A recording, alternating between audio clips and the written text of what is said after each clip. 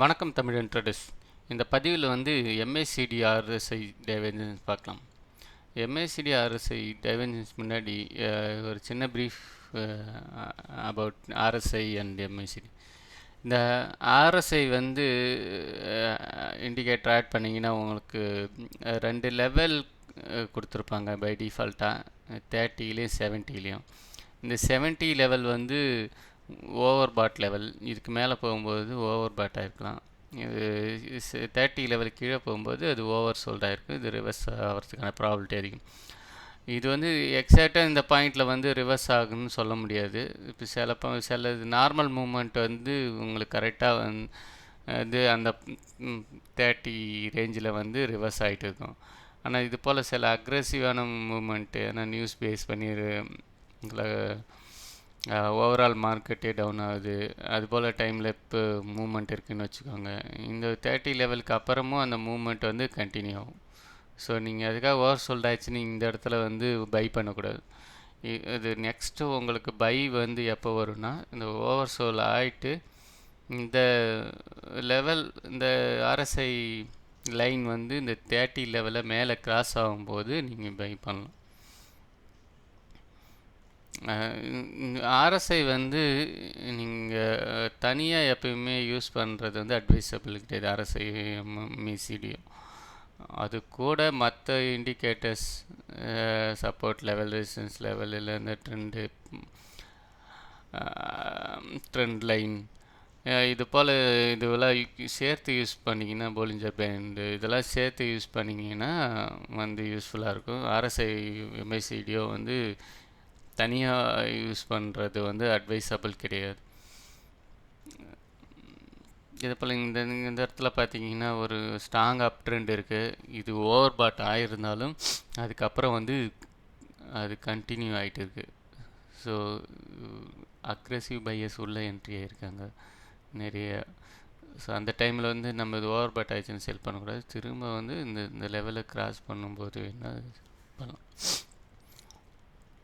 மற்ற வேறு ஏதாச்சும் இண்டிகேட்டரும் வந்து அது ரிவர்சல்னு கன்ஃபார்ம் ஆச்சுன்னா. எம்ஏசிடி எடுத்திங்கன்னா, எம்ஏசிடியில் வந்து ரெண்டு லைன் இருக்கும். ஒரு இந்த blue line and red line இருக்குது பார்த்தீங்களா.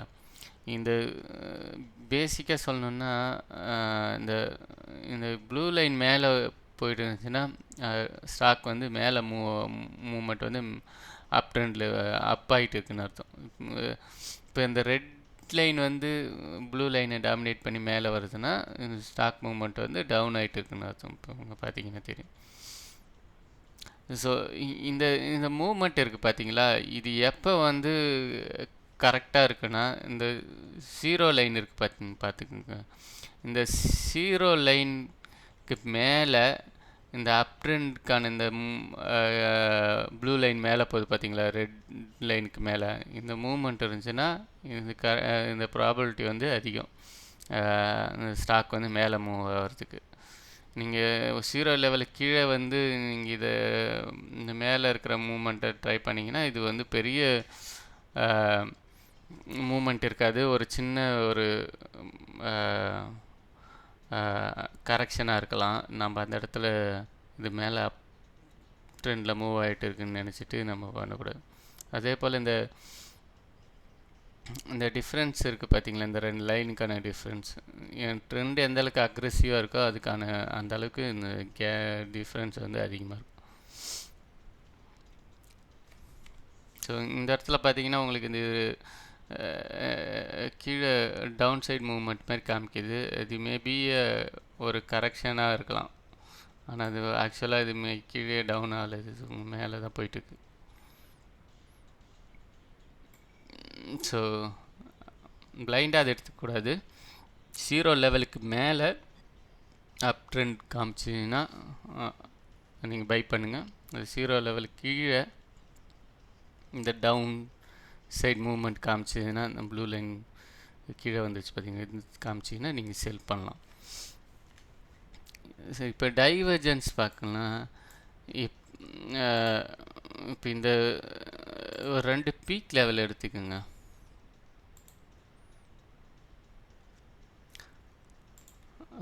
இதோட ப்ரைஸ் மூவ்மெண்ட்டு உங்களுக்கு டவுன் ட்ரெண்டில் இருக்குது. ஆர்எஸ்ஐயும் டவுன் ட்ரெண்டில் இருக்குது.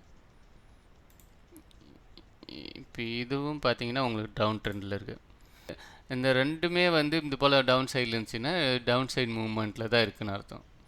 அந்த டைவர்ஜென்ஸ்ன்றது வந்து ப்ரைஸ் வந்து உங்களுக்கு டவுன் சைடு மூவ்மெண்ட்டாக இருக்குது. ஆனால் ஆர்எஸ்ஐ வந்து உங்களுக்கு அப் சைடு மூவ்மெண்ட்டாக இருக்குது. இதே போல் இங்கே எம்ஏசிடியும் பார்த்தீங்கன்னா